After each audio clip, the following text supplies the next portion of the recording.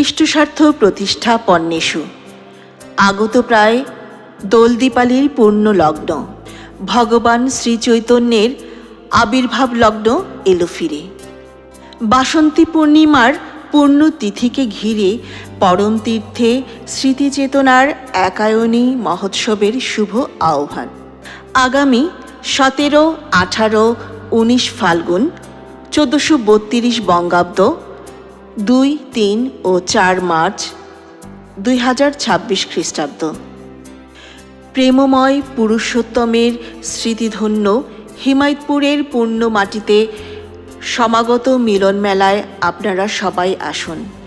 জীবন বৃদ্ধির উদ্দাত্ত আহ্বান পৌঁছে দিন প্রতিটি অস্তিত্বের অন্তরে অন্তরে।